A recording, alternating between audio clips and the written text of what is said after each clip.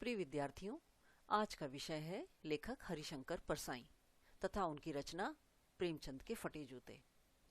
तो लेखक हरिशंकर परसाई का जन्म सन 1922 में मध्य प्रदेश के होशंगाबाद जिले के जमानी गांव में हुआ था।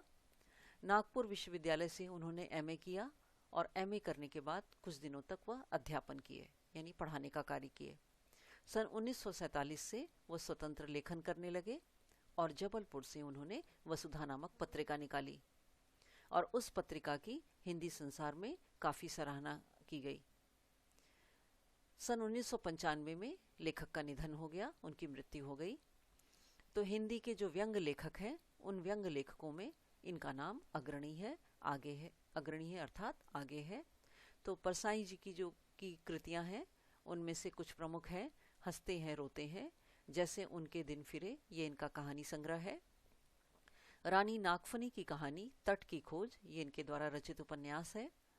तब की बात और थी, भूत के पांव पीछे, बेईमानी की परत, पगडंडियों का जमाना, सदाचार का तावीज, शिकायत मुझे भी है और अंत में ये इनका निबंध संग्रह है। तथा वैष्णव की फिसलन, तिरछी रेखाएं, ठिठुरता हुआ गणतंत्र, विकलांग श्रद्धा का दौर, ये इनका व्यंग संग्रह है जो अत्यंत उल्लेखनीय है। तो भारतीय जीवन में जो पाखंड है, भ्रष्टाचार और अंतर्विरोध तथा बेईमानी आदि पर इन्होंने जो व्यंग लिखे, उन व्यंग लेखों ने शोषण के विरुद्ध साहित्य की भूमिका का निर्वाह किया है। कि शोषण के विरुद्ध साहित्य की जो भूमिका है उसको इन्होंने अच्छी तरह व्यक्त किया है।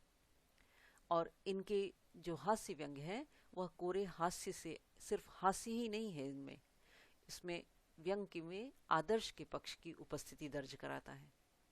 तो इन्होंने सामाजिक, राजनीतिक और धार्मिक पाखंड पर अनेक व्यंग लिखा।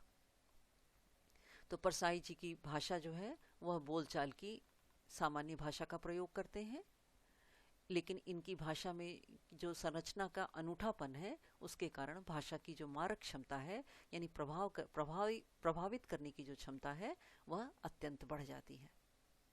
तो यह था लेखक का संक्षिप्त परिचय। प्रस्तुत पाठ प्रेमचंद के फटे जूते, यह शीर्षक से यह निबंध उनके द्वारा रचित निबंध है। इस निबंध में परसाई जी ने प्रेमचंद के व्यक्तित्व की सादगी को प्रस्तुत किया है। इसके साथ साथ एक रचनाकार की जो अंतर्भेदी सामाजिक दृष्टि होती है, कि वह समाज की कुरीतियों को अच्छी तरह पहचानता है, उसका विवेचन करते हुए जो आज के लोगों में जो दिखावे की प्रवृत्ति है तथा अवसरवादिता, कि अवसर का हर हाल में लाभ उठाना और अपने आप को प्रसिद्ध होने का अवसर न छोड़ना, इस विचारधारा पर, इस सोच पर लेखक ने करारा व्यंग किया है। तो यह था पाठ का संक्षिप्त परिचय। प्रस्तुत है प्रेमचंद के फटे जूते। तो लेखक कह रहे हैं कि प्रेमचंद का एक चित्र मेरे सामने है। उस चित्र में लेखक प्रेमचंद पत्नी के साथ फोटो खिंचा रहे हैं। अब प्रेमचंद के सिर पर किसी मोटे कपड़े की एक टोपी है और वह कुर्ता और धोती पहने हैं। उनकी कनपटी चिपकी हुई है, यानी जो कनपटी है वह जो धसी हुई है, गालों की हड्डियां उभर आई हैं और उनकी घनी मूछें घनी हैं, जो प्रेमचंद के चेहरे को बहुत भरा भरा बतलाती हैं। तो उस प्रेमचंद का जो चित्र लेखक के सामने है, उसी चित्र में प्रेमचंद का यह व्यक्तित्व दिखाई दे रहा। उनके पाँव में कैनवस के जूते हैं और जिसके बंद बेतरतीब बंधे हुए हैं। बंद यानी जो उसका फीता है वह बेढंगे ढंग से बंधा हुआ है और लापरवाही से उसे देखकर ऐसा लग रहा है जैसे बहुत लापरवाही से उपयोग किया गया है, जिसके कारण जो बंद के जो फीते के सिरे हैं उस पर लगी हुई लोहे की पतरी निकल गई है और उसको छेदों में बंद को डालने में परेशानी होती है। तो तब किसी भी तरह से खींच करके उन्होंने अपने जूते के जो फीते हैं उनको किसी भी तरह से कस करके बांध लिया है। अब प्रेमचंद ने जो चित्र में जो जूता पहना हुआ है, उस जूते में दाहिने पांव का जूता तो ठीक है, मगर बाएं पांव के जूते में बड़ा सा छेद हो गया है। वह जूता फटा हुआ है और उस जूते में बड़ा सा छेद हो गया है और जिसमें से उनके पैरों की अंगुली बाहर निकल आई है। अब लेखक की दृष्टि चित्र में प्रेमचंद के चित्र में उनके द्वारा पहने गए जूते पर अटक गई है। अब लेखक सोचते हैं कि अगर इनकी फोटो खिंचाने की अगर यह पोशाक है तो इनके पहनने की पोशाक कैसी होगी। अब क्योंकि सामान्य तौर पर लोग फोटो खिंचाने के लिए अच्छी पोशाक पहनते हैं, तो यह देख करके लेखक सोचते हैं कि जब इनके प्रेमचंद के फोटो खिंचाने की यह अगर विशेष पोशाक है तो इनके सामान्य रूप से रोज पहनने की पोशाक किस स्थिति में होगी।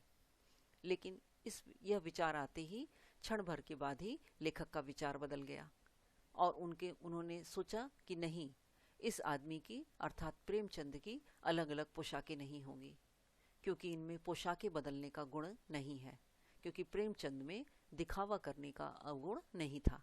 वह जैसे बाहर से थे वैसे ही भीतर से, तो उनमें दिखावा करने की प्रवृत्ति बिल्कुल भी नहीं थी। इसीलिए क्षण भर में ही लेखक का विचार बदल गया। यह जैसा है वैसा ही फोटो में खिंच जाता है। अब लेखक उनके चेहरे की तरफ देखते हैं, तो चेहरे की तरफ देखते हैं और वह प्रश्न करते हैं कि क्या तुम्हें मालूम है मेरे साहित्यिक पुरखे कि तुम्हारा जूता फट गया है और तुम्हारी पैरों की अंगुली बाहर दिख रही है। क्या तुम्हें इसका जरा भी एहसास नहीं है कि इस तरह से इस फटे हुए जूतों से प्रेमचंद की गरीबी दिखाई दे रही है और इसके कारण जरा भी लज्जा और या संकोच या कोई भी झेप चेहरे पर नहीं है। क्या तुम इतना भी नहीं जानते कि धोती को यदि थोड़ा सा नीचे खींच लेते तो अंगुली, जो जूते में से अंगुली बाहर है, वह अंगुली ढक सकती थी। लेकिन फिर भी तुम्हारे चेहरे पर बड़ी बेपरवाही है, बड़ा विश्वास है।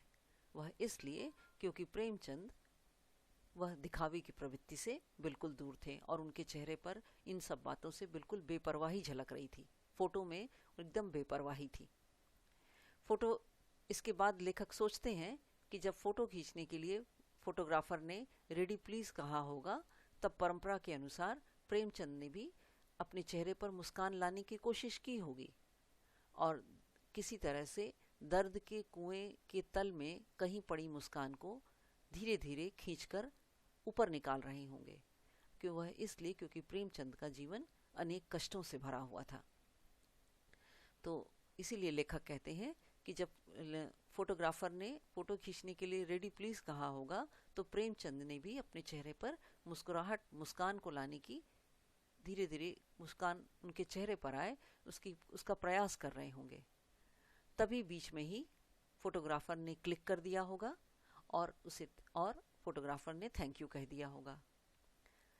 अब लेखक फोटो में प्रेमचंद की मुस्कान को देखकर कहते हैं कि यह जो उनकी चेहरे पर जो मुस्कान है वह अत्यंत विचित्र है और यह अधूरी मुस्कान है, और उस मुस्कान को देखकर लगता है कि यह मुस्कान नहीं है बल्कि इसमें उपहास है, व्यंग है, और ऐसे लोगों का उपहास और ऐसे लोगों के प्रति व्यंग है जो जीवन में दिखावा करते हैं और अवसरवादिता का लाभ उठाते हैं।